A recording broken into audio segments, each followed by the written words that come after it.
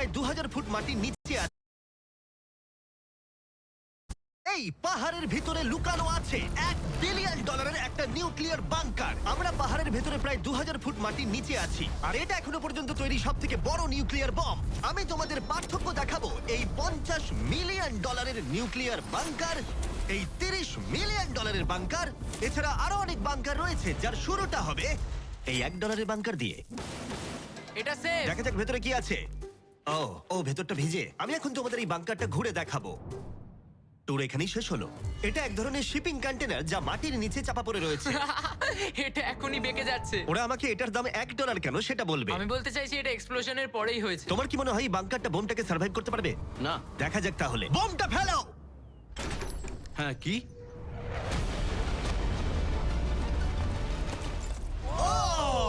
এই বাংকারটা পুরো ধ্বংস হয়ে গেল। পরেরটা গিয়ে দেখা যাক। পরেরটা হলো $1 মিলিয়ন বাংকার, যেটা বানানো হয়েছে মিসাইল শুট করবার জন্য এবং মাটির নিচে নিউক্লিয়ার মহাবিপর্যয়ের হাত থেকে বাঁচার জন্য। কিন্তু ভেতরে কি করে যাওয়া যাবে? যাই হোক, অসংখ্য সিঁড়ি দিয়ে নিচে নামবার পরে আর একটা 3175 কেজির দরজা খোলার পরে, এটার ওজন 3175 কেজি, তুমি পৌঁছবে বাংকারের কেন্দ্রে। ও মাই গড, এটা দেখে পুরো স্টার ওয়ার মনে হচ্ছে। এই রুমটা থেকে মিসাইল লঞ্চ করা হয়। এই ফ্যাসিলিটিটা নিউক্লিয়ার অ্যাটাক থেকে বাঁচানোর জন্য তৈরি করা হয়েছে। ও, চাইলে অ্যাটাকও করা যাবে। আমরা যে মেঝেতে দাঁড়িয়ে আছি সেটা আসলে ছাদ থেকে ঝুলন্ত বিশাল প্ল্যাটফর্মের মতো ঝুলছে। এভাবেই বানানো হয়েছে। এই 8খানা স্প্রিংই এই বিল্ডিংটাকে ধরে রেখেছে। এটা বিশ্বাস করা কঠিন যে 50 বছর আগে আসলে এটা একটা মিসাইল কমান্ড সেন্টার ছিল, কিন্তু এখন এই মানুষটা এটাকে একটা লুকোনো সুরক্ষিত বাংকারে পরিণত করেছে, যা যে কোনো মহাবিপর্যয়ের সাথে লড়াই করতে পারবে। সরকার তোমাকে এটা করতে দিল কি করে? ভাই, বাথটব এখানে। আচ্ছা, তোমার কি মনে হয় আমার বন্ধুদের আইকিউটা কেমন? আহ, আমার মনে হয় খুব একটা বেশি নয়। আমরা আরো 2টো ফ্লোর নিচে নামবো। এটা হচ্ছে সবচেয়ে লোয়েস্ট পয়েন্ট। আমরা এখন 5 তলা মাটির নিচে আছি। এটা কিচেন, এন্টারটেইনমেন্ট এরিয়া, কিন্তু সবচেয়ে ভালো পার্ট হলো এই ক্লাবটা। Wow! এই মানুষটা অ্যাকচুয়ালি পার্টি করছে মাটির 5 তলা নিচে। নোলানকে এখানে ইনভাইট করা হয়নি। আমি এই জায়গাগুলো সকলকে দেখাই না। Wow! এগুলো কেউ দেখতে পায় না। এরপরে ও আমাদের নিয়ে গেল এই বাংকারের একটা সিক্রেট জায়গায়, নিউক্লিয়ার অ্যাসাইলামে, যেখানে কয়েক যুগ আগে একটা আসল নিউক্লিয়ার মিসাইল রাখা হতো। না জিমি এদিকে এসো। ও দাঁড়াও, এটা কি? ওইখানে যাওয়াটা সেফ হবে? হ্যাঁ? না, দাঁড়াও কার্ল, ও কিন্তু বললো এটা সেফ নয়। লাইটগুলো নিভিয়ে দিলে কেমন লাগবে? আমি জানি না ঠিক। ও ভাই, আমার সত্যি ভয় ভাই। লাগছে। আরে আমি তো কিছুই দেখতে পাচ্ছি না। আশ্চর্যের বিষয় হলো আমরা তো সবে শুরু করেছি। এই ভিডিওর পরের বাংকারগুলো দারুণ। ক্রমশ এগুলো আরো বড় হবে এবং আরো বেশি দামি হয়ে উঠবে। কিন্তু যদি তোমরা কেউ এটাকে বানাতে চাও, তাহলে এটা অনেকটা এরকম দেখতে লাগবে। আমাদের পায়ের নিচে সিক্রেটলি লুকানো, যার দাম হলো $3 মিলিয়ন। চলো আমাকে ফলো করো সবাই।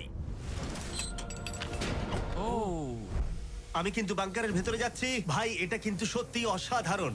ওয়াও, এটা তো দারুণ। নিরাপত্তার জন্য তোমার উপরে প্রায় 1 মিটার কংক্রিট তৈরি করা হয়েছে। এই সেফ হাউস ছাড়াও আমার একটা মিউজিয়াম আছে, যার মাধ্যমে আমি ইউটিউবে ক্রিয়েশন করে থাকি। যদি তোমাদের মনে হয় এই বাংকারের দাম কেন $3 মিলিয়ন, তাহলে বলি সেটা হলো এই ইউটিউবারের অদ্ভুত এবং বিপজ্জনক অস্ত্রের সংগ্রহের জন্য। এটা একটা ব্যাকপ্যাক ফ্লেম থ্রোয়ার। এই লোকটাকে দেখতে অনেকটা আসল টনি স্টার্কের মতো। এর কবজিতে লাগানো রকেট লঞ্চারটা দেখো, এটা দিয়ে ছুরি বেরোয় এবং এটার মধ্যে ট্রেজার আছে। আর চেন সহ একটা মেশিন গান।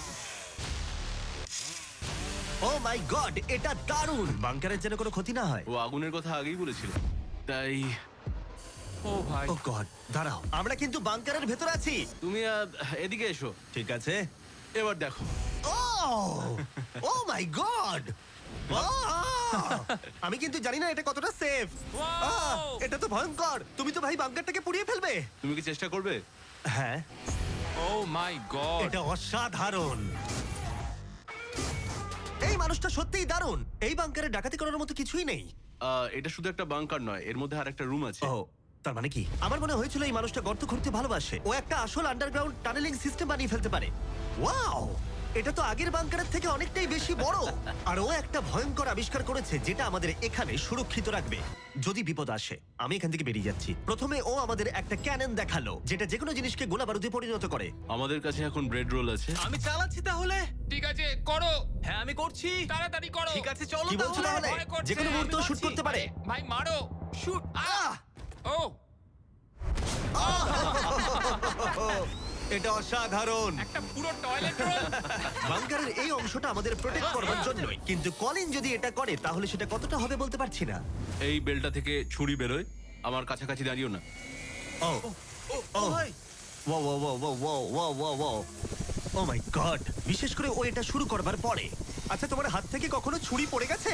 না, ঠিক আছে ঠিক আছে, এটা বন্ধ করো বন্ধ করো বন্ধ করো। তুমি এটা করতেই পারতে ছুরির বেল্টটা না থাকলে। হ্যাঁ, কিন্তু এটা খুবই অসাধারণ। আচ্ছা জিমি, এবার তুমি এটা দেখো। এটা একটা ফ্রিজার ওয়েভ, মাইক্রোওয়েভের থেকে একদমই উল্টো। আমরা কিছু ফেস্টিভ্যাল নিয়ে নেবো এবং এখানে আমরা স্প্রে করব। এই দেখো। কি? ওয়াও, ও অপেক্ষা করছিল কিভাবে ফেস্টিভ্যাল স্কাপস এতে তৈরি হয় সেটা দেখানোর জন্য। হয়ে গেছে, আশা করি তোমার দেখে ভালো লাগবে। ওয়াও, ও মাই গড, ফ্রোজেন ফেস্টিভ্যালস। এটা দারুণ, তাই না? হ্যাঁ হ্যাঁ, সত্যি। কিন্তু কলিন এটাকে যতটা নিরাপদ মনে করে তার সাথে এই $5 মিলিয়ন আইল্যান্ড প্যারাডাইজের প্রেসিডেন্সিয়াল বাংকারের কোনো তুলনাই হয় না। ও এখানে খুব বাজে গন্ধ বেরোচ্ছে। এটা খুব বেশি মনে নাও হতে পারে, কিন্তু 1961 সালে মার্কিন যুক্তরাষ্ট্রের সবচেয়ে সুপরিচিত রাষ্ট্রপতিদের মধ্যে একজন JF কেনেডির জন্য এটা যথেষ্ট ছিল।